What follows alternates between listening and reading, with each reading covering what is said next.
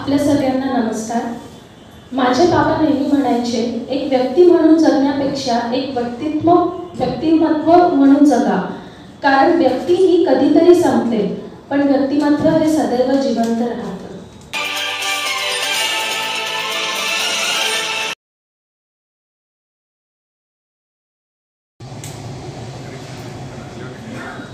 विवेक सपकाळ यांच्या स्मृती आदरांजली कार्यक्रमामध्ये उपस्थित मित्रांनो, अनेक लोक बोलले।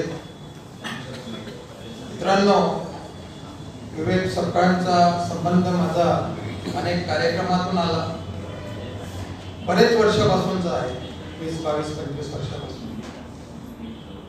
त्यांना एक पेपर सुद्धा एसोसिएशनचा लावला होता, सर्वहारा दृष्टिकोन। एक दोनदा त्यांना दरवर्षीची वर्गणी द्यायची आणि ते घ्यायचे। एकदा त्यांना तो काही कारणास्तव गेला नाही, तर त्यांनी मला फोन करून सांगितलं का कॉम्रेड, हा पेपर येऊन नाही राहिला, बंद झाला का? म्हटलं नाही, फोन करून त्यांना सांगितलं। मित्रांनो, आता जे अनेक वक्त्यांनी आपले विचार मांडले आणि त्यांच्या माझा कॉम्रेड गंगोत्री यांची जे स्मृती सभा गुन्हा केंद्रामध्ये झाली, त्यावेळेस एसोसिएशनचे कार्यकर्ता संजय सोनेकर आणि ते एकमेकांशी नाश्ता करत असताना भेटले, तेव्हा त्यांनी मला परिचय करून दिला की हे संजय सोनेकर माझे जावई आहेत। मित्रांनो, प्रश्न असा आहे की संजयनी मला सांगितलं नाही, परंतु फेसबुकवर जाऊन त्यांचा मृत्यू झाला त्यावेळेस गेले ते सोडून, त्यावेळेस मीच संजयला फोन केला, तर ते म्हणाले की मला माहित आहे, दिलीपचा फोन आलेला आहे। तर मी त्याला म्हटलं, का रे तू मला का नाही सांगितलं? मला माहित नाही म्हणजे का तू त्यांना ओळखते का? त्या दिवशी बोललो ना। प्रश्न असा आहे की विवेक सपकाळ ते जगले, ते माणूस म्हणून जगले हे आपण लक्षात ठेवायचं। अनेकांनी आणि त्यांनी आपल्या परिवारात सुद्धा ते जगवलं, तर माणूस म्हणूनच जगवलं। आम्ही ते जगतो। अनेक लोक म्हणाले, बोले तैसा चाले त्याची बंदावे पाऊले, तर हा इथे प्रश्न असा आहे की अनेक लोक चळवळीत खूप राहते, परंतु घरामध्ये किती पेरते हे दिसत नाही। ज्यांनी पेरला त्याच्यापैकी विवेक सपकाळ हे होते असं मी मानतो। म्हणून एक संत म्हणून गेले, त्या संतांनाही त्यांनी आपलं आंदोलन करत असताना, आपली चळवळ करत असताना त्यांना खूप लोक मिळाले, लाखोच्या संख्येने मिळाले, परंतु त्यांना त्यांच्या समोर त्यांना फक्त माणसाचा कळप मिळाला, त्यांना माणसं मिळाले नाही। म्हणून एका संतांनी म्हटलं आहे, माणूस द्या म्हणजे माणूस द्या, भीक मागता प्रभू दिसते। म्हणजे देव स्वस्त आहे, जो मी ते माणूस भेटत नाही। जसं आपण चौकीवर जातो ना, आपण माणसं घेऊन येतो कामासाठी, तसा माणसाचा कळप मिळते, पण माणसं मिळत नाही। आणि म्हणून संत म्हणून गेले, बोले तैसा चाले त्याचे म्हणजे पावले, म्हणजेच आपण कृतीमध्ये स्वतः आणायचं, परिवाराला आणायचं, तरच आपण माणसं घडवू शकू। ते जरी सोनार त्याच्यामध्ये काम करत होते, तर आमचेही आम्ही पाहतो की जातीमध्ये जायचं की नाही हा प्रश्न येते। अनेक लोक टीका करतात की तुम्ही कम्युनिस्ट असो आणि क्रांतिकारी असो कसे जातीचं संघटन करता, इथं बोल बसणाऱ्यापैकी आहे काही। पण जेव्हा हे करतो, जसं ट्रेड युनियन मध्ये आपण कामगारांना काढतो, सर्वांना एकत्रित करतो, त्यांना पॉलिटिकलाइज करण्याचा प्रयत्न करतो, तसं जातीमध्ये घुसून सुद्धा जातीचा विक्टिम न होता आपण त्याच्यातून पुरोगामित्व किती आणायचा हा एक प्रश्न आहे। इथे फक्त विवेक हे फुले शाहू आंबेडकरवादी नाही, तर लेफ्टिस्ट पण विचाराचे होते, हे लक्षात ठेवायचं। मला ते नेहमी कॉम्रेड म्हणायचे, मी त्यांना कॉम्रेड म्हणायचो। एवढंच बोलतो, एसोसिएशन तर्फे आणि कोणत्याबाई तर्फे मी त्यांना आदरांजली आणि श्रद्धांजली देऊन समाप्त करतो। लाल सलाम। साथियों, आज हम यहाँ विवेक जी के लिए इकट्ठा हुए हैं, उनको याद करने के लिए। कभी कभी ऐसा होता है कि उनको मतलब फेस टू फेस मैं उनको पिछले 30-35 साल से जानती थी और वो भी मुझे जानते थे और उनको मेरा नाम भी पता था। लेकिन क्योंकि हमेशा संयुक्त आंदोलन में रहने की वजह से बहुत सारे संगठन उसमें रहते थे, मैं उनको सीपीआई का ही समझती थी। और देखिए कि मुझे मतलब यही विवेक सपकाळ है ये मुझे पता नहीं था, ये कितने साल तक पता नहीं था कि जब तक के एक कार्यक्रम हुआ संविधान चौक पर, उस पर मेरी उनके साथ में फोटो भी है, लेकिन ये मुझे पता नहीं था कि क्योंकि हम एक दूसरे को कॉमरेड ही बोलते थे, वो भी मुझे कॉमरेड बोलते थे। तो फिर मेरा साथीदार एक दिन घर पे आया और उन्होंने बोला कि विवेक सपकाळ को तुम्हारी से कुछ किताबें तुम्हारे पास नहीं थी संविधान चौक पर, तो उनको चाहिए। मैं बोला कौन विवेक सपकाळ? अरे बोले तुम कल ही उनके साथ फोटो खिंचवाई और तुम भूल गए क्या? मैं बोला मुझे फोटो दिखाओ, क्योंकि बहुत सारे लोग मिलते हैं। तो उन्होंने मुझे फोटो दिया, उनका तुम्हारे साथ फोटो है बोले, तो हम 3 लोग उसमें फोटो में हैं संविधान चौक के इसमें। तो मैं बोला अच्छा ये है क्या? तो बोला मुझे इनका नाम पता नहीं था, मैं इनको कॉमरेड ही बोलती थी और ये सीपीआई के हैं ऐसा मुझे लगता था। तो साथियों ऐसा हो सकता है, लेकिन मेरी बहुत बार उनके साथ चर्चा हुई और बहुत सारी बातें भी होती थी। लेकिन लास्ट देखिए ऐसा हुआ कि हमने एक कार्यक्रम तय किया, कब? 19 दिसंबर को। वो मेरी उनकी आखिरी मुलाकात थी। बम्बई से एक टीम आई थी जो ईवीएम का डेमो दे रही थी और मुझे वहाँ से फ़ोन और ये सब कुछ आए थे। तो उस दिन उस कार्यक्रम में संख्या बहुत कम थी, वो 5 से 7 का कार्यक्रम था विनोबा विचार केंद्र में, लेकिन बाकी के तमाम लोग वहाँ पहुँचे नहीं थे, अधिवेशन भी शुरू था इधर में। तो कुछ कांग्रेस के पॉलिटिकल लोग उसमें थे। तो फिर विवेक जी मुझे दिखे वहाँ, तो मैंने बोला अपन दोनों ही लोग यहाँ आए हैं, बाकी के लोग आए ही नहीं, प्रोग्रेसिव लोग। तो वो बोले कि ठीक है। फिर वो डेमो वगैरह हम लोगों ने देखा और फिर उसमें ये बात तय हुई थी कि इनका जो डेमो है कि किस तरह से ईवीएम मशीन हैंग होती है, एक उसका सेंसर जो था 2 तरीके से किस तरह से हैंग होती है, वो जो डेमो दिखाया गया था, जिन्होंने गवर्नमेंट को पैसे भी भरे थे, ऐसे वो पटेल और फिरोज मिठीबोर वाला बम्बई से वो पूरा सब कुछ लेकर आए थे। तो फिर उसमें कुछ बम और कांग्रेस के कुछ लोग थे, उन्होंने बोला कि हमको ये तारीख को कार्यक्रम देना है हमारे कॉन्स्टिट्यूंसी में और ये तारीख को ये कार्यक्रम देना है। तो हमने बोला विवेक जी ने और हमने कि बोला अपन भी एक कार्यक्रम इनका लगा लेंगे और एक कार्यक्रम यहीं देंगे, नहीं तो फिर कोई ऐसे बड़े प्लेस पर देंगे जहाँ ज़्यादा से ज़्यादा लोग, या फिर ग्राउंड पर देंगे। तो ये मेरी उनकी बातचीत हुई, फिर हम लोग वहाँ से निकले। तो मेरी उनकी एक आखिरी मुलाकात थी, आखिरी बातचीत थी और हम लोगों ने ये मिलकर के एक आखिरी मतलब एक हम कार्यक्रम करेंगे, ग्राउंड में करेंगे, हॉल में नहीं करेंगे, क्योंकि हॉल में लोग आते ही नहीं। और हमने ये भी बोला था मिठीबोर वाला को कि भाई तुमने ये कार्यक्रम ऐसा हॉल में क्यों लिया, तुम ये कार्यक्रम बड़े मैदान में लेना चाहिए था, लोगों को पता चलना चाहिए था कि आम पब्लिक को कि ईवीएम किस तरह से हैंग होती है।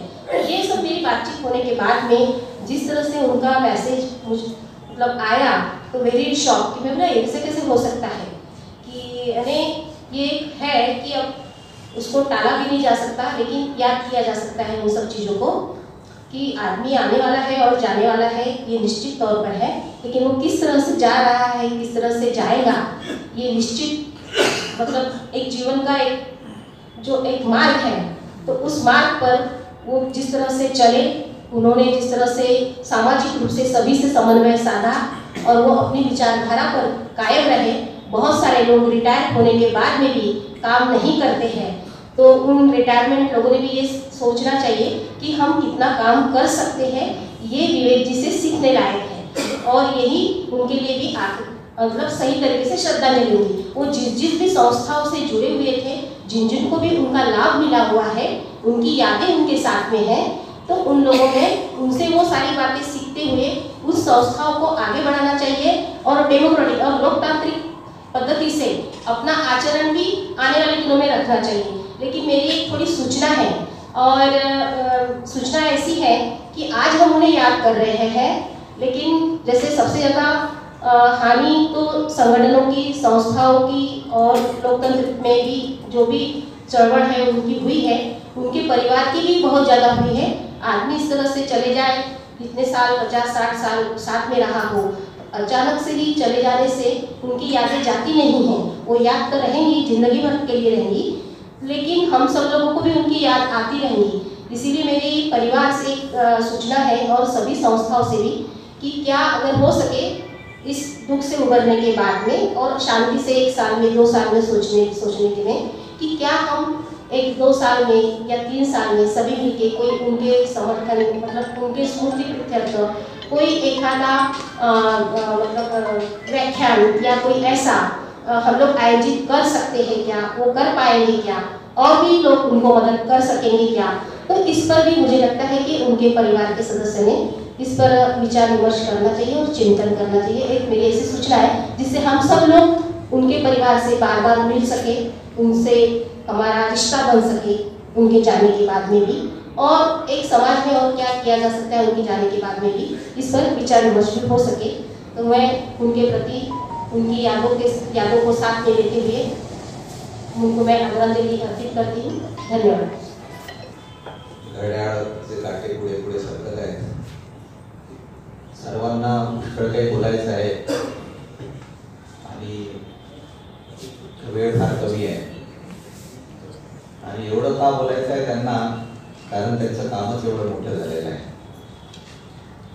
मनुष्य किती दूरवर गेला, किती दूर चालला, मला वाटतं याच्यापेक्षा तो कोणत्या दिशेने चालला याच्यावरून त्याची उंची मोजता येऊ शकते.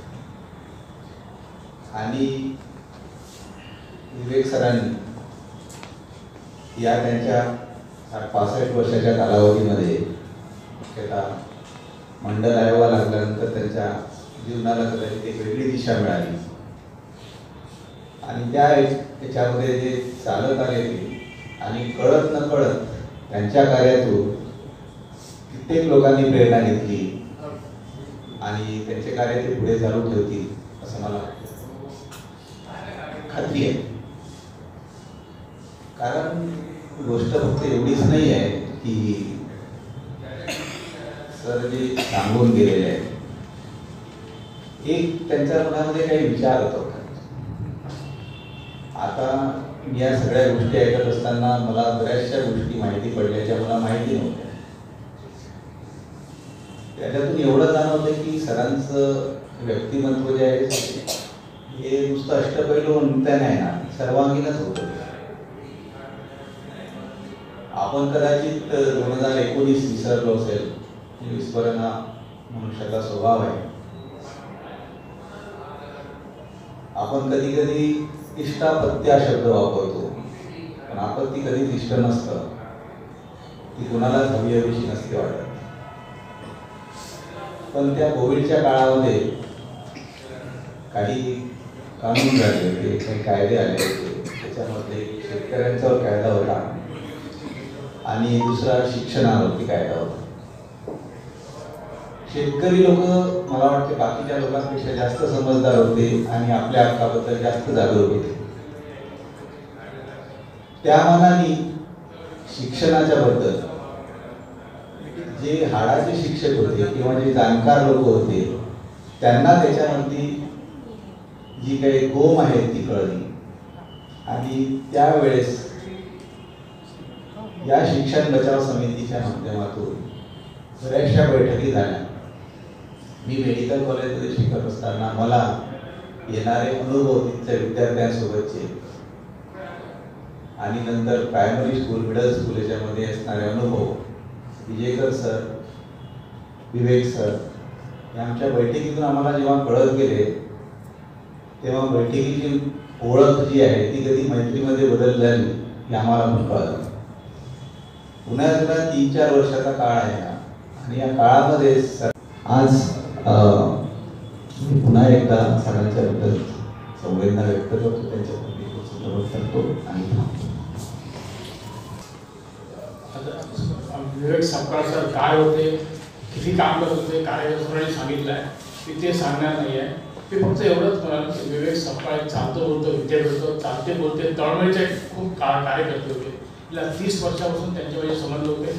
एक सोनाला मी मॅगझिन सुरू केलं तर ते मला माझी नेहमी तारीफ करते, प्रकाशचे एक आंदोलन चालवतो आहे. आज त्या माणसाला 30 वर्ष झाले. यांचं जे कार्य सतत पाहतो आणि प्रत्येक घटकाचा तो जाती भेद धर्म तुमच्याशिवाय एक तळमळीच्या कार्यकर्ता प्रत्येकाचं हित जपणारा आजच्या संकुचित काळात मी माझी बायको माझं पोरगं हे संकुचित काळात आजच्या मानव जात असताना विवेक सपकाळ मी जास्त काही बोलणार नाही कारण आयोजन एक मिनिट सांगितलं आहे. फक्त मला एकच म्हणायचं आहे की या निमित्त एक आपण संकल्प केला पाहिजे. एक पहिला संकल्प आहे कारण कार्यकर्ता हा 24 तास झगडतो. मी एक कार्यकर्ता आहे 30 वर्षापासून सोनालंकार नावाचं मासिक चालवतो समाज झटतो. एक कार्यकर्त्यांनी प्रत्येकाने आपल्या प्रकृतीवर लक्ष दिलं पाहिजे. सपकाळ साहेबांनी माझे 8 दिवसापूर्वी माझ्या कार्यालयात आलेले एक कार्य एका फॉर्मवर सही घाले आणि प्रकाशराव यावर सही घाले. पण सर तुम्ही भरत करून इथं कशाला आले? नाही म्हणजे मला कार्य करायचं आहे, मला याच्यावर ह्या आज सबमिट करायचं आहे. कार्यकर्ता रात्रंदिवस काम करते. तर मला असं म्हणत आहे खरं तर सपकाळ साहेबांना हे खरी श्रद्धांजली एक प्रत्येकाने आपल्या प्रकृतीकडे जपलं पाहिजे. कारण या देवाने जन्माची वेळ 9 महिन्यापूर्वी सांगितली आहे पण मृत्यू मात्र 1 सेकंद त्याला वेळ दिला नाही. तो ताबडतोब केव्हा कधी कोणाला घेऊन जाईल हे सांगता येईल. सपकाळ साहेबांसोबत आमच्या वहिनी सतत राहायच्या. स्वतः त्या डॉक्टरही नाही माझी भेट होती. मी जेव्हा उज्जैन नव्हतो मला जेव्हा कळलं खूप धक्का बसला. पण म्हणून मला वाटतं या निमित्त आता इथं जे बसणार आहे हा सपकाळ साहेब किती महान होते किती मोठे होते सांगायची गरज नाही. इतक्या संघटना बसल्या इतके लोक बसले प्रत्येकाला वाटतो की मी काहीतरी बोललो पाहिजे काहीतरी केलं पाहिजे. पण मला असं म्हणायचं आहे की एक संकल्प प्रत्येकाने केला पाहिजे विशेषतः कार्यकर्ते कार्यकर्ते आहे की त्यांनी पहिले आपल्या प्रकृतीकडे जपलं. मी सपकाळ साहेब नेहमी होतो साहेब तुम्ही लीडर झाले काही आराम करा काही बसा नाही का तरी तो माणूस कधी बसत तुला. मला नेहमी म्हणायचं प्रकाशराव आपण ओबीसीसाठी लढू आपण सोनालंकार मासिक समाज होतो. म्हणून एक हा एक संकल्प करा. दुसरा त्यांनी व्याख्यान मला म्हटलं जर सोनालंकार मासिकाचा आम्ही वियोग सरकारकडे जरूर 1 वर्षातून त्यांच्या पुण्य होती एक व्याख्यान लागलो त्या सरसंघ हे व्याख्यान मला कशासाठी की सपकाळांनी जे योग्य बीज पेरलाय प्रत्येक शाखेचं प्रत्येक जातीचं प्रत्येक संघटनाला प्रोत्साहन दिलंय त्यांचे विचार हे घराघरात पोहोचले पाहिजे. पण हे दुसरा एक संकल्प करा.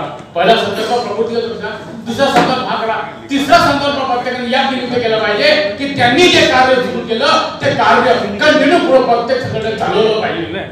आपण फक्त श्रद्धांजली दिली आदरांजली घरी गेलो असं सपकाळाला विसरू नका. त्यांचे विचार घेऊन त्यांचे चालू बस एवढंच माझं म्हणणं आहे. एवढेच मी सोनालंकार मासिक प्रकाश मागच्या परिवारातर्फे त्यांना श्रद्धांजली अर्पण होतो. आणि आमच्या ज्या वहिनी आहे सतत त्यांच्या सोबत राहायच्या सतत त्यांच्या त्यांनाही त्यांच्या परिवारांना एक शक्ती देऊ ते करतो इतकं बोलून मी वैद्य श्रद्धे विवेकजी यांच्या आदरांजली कार्यक्रमात उपस्थित सर्व बंधू भगिनींनो मित्रांनो आज आपल्यात विवेकजी नाही परंतु त्यांचे जो कार्य आहे त्यांनी जे मार्गदर्शन केलेले आहे त्यांचे विचार जिवंत आहेत. आमचे ते मार्गदर्शक होते. संघटन चालवताना अनेक अडचणी निर्माण होतो. मग त्या अडचणी दूर करण्याकरता आपण काय उपाययोजना करायला पाहिजे त्याकरता त्यांची आम्ही सल्ला घ्यायचो. सल्ल्यानुसार आम्ही वागायचो. समाजाचे मेळावे घ्यायचे तर त्यावेळेस त्यांचे विचार आणि त्यांची फोटो आम्ही त्या निमंत्रण पत्रिकेमध्ये प्रकाशित करावं. स्वतःसाठी तर कोणी जगतात परंतु इतरांसाठी जगणं कसं जगायचं कुणासाठी जगायचं हे अत्यंत एक चांगले विचार त्यांच्यात होते. आज वेळ कमी असल्यामुळे बोलणार नाही. त्यांच्यावर बोलण्यासारखं भरपूर काही आहे पण इतर लोकांना या ठिकाणी श्रद्धांजली द्यायची आहे. म्हणून मी लोणारी कुणबी समाजच्या वतीने त्यांना आदरांजली देतो आणि इथेच थांबतो. आपल्या सगळ्यांना नमस्कार. माझे बाबा नेहमी म्हणायचे एक व्यक्ती म्हणून जगण्यापेक्षा एक व्यक्तिमत्व म्हणून जगा. कारण व्यक्ती ही कधीतरी संपते पण व्यक्तिमत्व हे सदैव जिवंत राहतं. याच व्यक्तिमत्वाचं सर्वात मोठं उदाहरण म्हणजे माझे बाबा विवेक सपकाळ. त्यांनी दिलेली शिकवण मार्गदर्शन मानसिक पाठबळ हे मी आणि त्यांच्या संपर्कात आलेले व्यक्ती कधीच विसरू शकत नाही. त्यांचा संपूर्ण आयुष्यभर बाबा एक स्टुडंट म्हणून राहिले. प्रत्येकाला सतत नेहमी स्वतःला अपडेट करत गेले आणि तेच आम्हाला नेहमी सांगत गेले. प्रत्येक विषयावर सखोल अभ्यास आणि तेच स्वतःला अपडेट करणं हे त्यांनी आम्हाला नेहमी सांगितलेले आहे. हे त्यांच्यापासून शिकण्यासारखे होते. बाबा माझ्यासाठी mentor, coach, counsellor, friend, teacher हे सगळेच होते. ते माझ्यासाठी वन स्टॉप सोल्युशन होते. मला कधीही काही फायनान्शियल, पर्सनल, करिअर रिलेटेड कोणताही प्रॉब्लेम आला तर he was there to guide me. त्यांना गार्डनिंग, स्पोर्ट्स, रीडिंग ह्या सगळ्यांची फार हॉबी होती. सोशल वर्कबद्दल तर तुम्ही सगळ्यांनी सांगितलेच आहे, पण त्यांचं तेच होतं की समाजासाठी आपण काहीतरी करू शकलो जेणेकरून अपकमिंग जनरेशनला काही त्रास नको व्हावा हे सतत त्यांच्या विचारात राहायचे. ते जरीही इतक्या ऑर्गनायझेशनसोबत अटॅच होते तरीही त्यांनी आमच्या सगळ्यांना तेवढाच वेळ दिला. त्यांनी त्यांच्या आईसाठी, त्यांच्या बायकोसाठी, त्यांच्या मुलांसाठी, त्यांच्या नातवंडांसाठी प्रत्येकाला त्यांनी त्यांचा वेळ दिलेला आहे. मी कधीही त्यांना कॉल केला तर ते कधीच म्हणायचे नाही की मी बिझी आहे, मी नंतर कॉल करतो. ते ड्राईव्ह जरी करत असेल तर he could park his vehicle on the side आणि मला म्हणायचे की हां म्हणून बोल. मी म्हणायचे नाही बाबा इतकं इम्पॉर्टंट नाही आहे, मी नंतर बोलते. पण ते म्हणायचे नाही, माझ्यासाठी तुझ्यासाठी वेळ आहे, तू बोल, मी सगळं ऐकतो. 4 जानेवारीला अचानक जाणं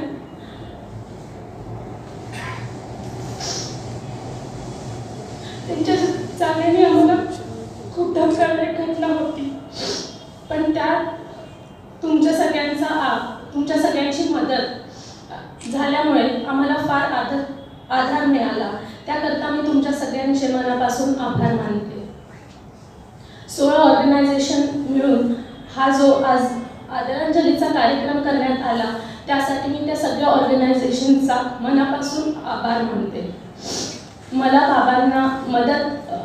बाबांबद्दल बोलण्यासाठी तुम्ही सगळ्यांनी जी संधी दिली त्याकरता धन्यवाद. पहिले मी आपणा सर्वांची माफी मागते, कारण आभार प्रदर्शन होऊन गेलेलं आहे आणि त्यानंतर कोणी बोलू नये असा आपला संकेत असतो. पण मला आज बोलवल्याशिवाय राहणार नाही. मी आपला फार वेळ घेणार नाही आहे. आपला भावपूर्ण आदरांजली श्री विवेक सपकाळ यांना सादर करण्यासाठी जमलेले सगळे सुंद आपली श्रद्धांजली आतापर्यंत तुम्ही ऐकलेली आहे. पूर्ण श्रद्धांजली आपली वैचारिक पद्धतीने झालेली आहे. खूप सुंदर विचार आणि खूप भावपूर्ण असे आपले वक्तव्य होते. परंतु मला एक खंत वाटते, आतापर्यंत बुद्धिमंतांनी, वैचारिक लोकांनी आपले विचार मांडले, पण मला थोडंसं कौटुंबिक असं काहीतरी म्हणायचं होतं. आणि मला कळलं होतं की आपण एक चरित्र ग्रंथ त्यांचा करणार आहात, त्याच्यामुळे मी लिहिलेलं होतं. आणि त्यांनी ज्या आम्हाला आधार दिला तिला कायम साथ दिली. सरांनी सांगितलं, काही लोकांनी की तिचं लग्न कोणत्या परिस्थितीत झालं त्यावेळेला खरं तर आम्हाला खूप वाईट वाटत होतं की आम्ही तिचं काही करू शकलो नाही, इच्छा असूनही करू शकलो नाही. आणि म्हणून एखाद्या काळरूपी व्याजाच्या बाणाने श्रीकृष्णाचा अंत व्हावा त्याप्रमाणे काळाच्या या व्याधाने त्यांचा बळी घेतला, ते आपल्यातून निघून गेले. मंजूचं कौतुक यासाठी की मंजू उभी राहिली. आम्हाला वाटत नव्हतं ही पोरगी काय करेल आता, पण ती अवघ्या 8-10 दिवसात उभी राहिली. दवाखाना सुरू केला आहे. मुलगा म्हणतो माझ्याकडे चल, मुलगी म्हणते माझ्याकडे चल, पण ती म्हणते नाही, मी येईल आज 15 दिवसासाठी, पण मी तुमच्याकडे राहणार नाही आणि राहणार नाही. एवढी ऊर्जा, एवढी उमेद म्हणून त्यांना येऊन गेले. नातवंडाचं प्रेम, आशीर्वादाची परडी भरून दिली त्यांनी. आणि न सरणारी फुलांची ओंजळ मी त्यांच्याच चरणी अर्पण करते आहे. तेव्हा कारण गेले ते कालाय तस्मै नमः. तुमची कार्यज्योत अशीच प्रकाशित येत राहील हे मात्र नक्की. आपण सर्व त्या मृत्यूला म्हणतो, पण आपलं सगळं कार्य सुरू असते. जनबळ भ्रमणतील हाय हाय मीच आता राहील कार्य काय. खरंच काय राहिलं आहे? कार्यरूपाने ते अमोर आहेत, पण ज्या दिवशी गेले त्या दिवशी चहाही घेतला, जेवणही केलं, पाणी प्यायलं, काही राहत नाही, कुठे अंतराळ पडत नाही. सगळं व्यवस्थित येते, जाणारी व्यक्ती जाते. जनबळ भ्रमण हाय हाय मीच आता राहील कार्य काय. होईल काय यात काही अंतर आहे, कधीच नाही. म्हणून माझी ही फुलांची ओंजळ त्यांच्या चरणी अर्पण करून मी इथे थांबते. नाही आले आणि सगळ्यात शेवटी बोलते आहे. मी सगळ्यात जास्त इथे कोणी सांगितलं की मी 5 वर्षापासून 10 वर्षापासून 15 वर्षापासून ओळखते आहे, पण मी तर नंदूला जन्म झाल्यापासून, कारण मी त्याची सगळ्यात मोठी बहीण, माझी लहानपणी पण इथे आलेली आहे. आणि मी त्याला जे पहिल्यांदा माझी आठवण आहे ती की त्याला देवासमोर एका दिवसाचं देवासमोर ठेवलेलं होतं आणि तो हातपाय असे करत होता आणि आम्ही अगदी असं बसून त्याला त्याच्याशी खेळत होतो. तर ती आठवण आहे. आणि त्या आठवणीनंतर त्याचा जो सहवास, त्याचं जे प्रेम, म्हणजे मी मोठी असूनही त्याचा सपोर्ट इतकं असायचं आम्हाला. आणि दुसरं म्हणजे एक वस्तू, सगळ्यांनी इथे ओबीसी, सुवर्णकार, नंतर महासंघ, पण तो जेंडर इक्वॅलिटी, स्त्री पुरुष समानतामध्ये खूप मानत होता.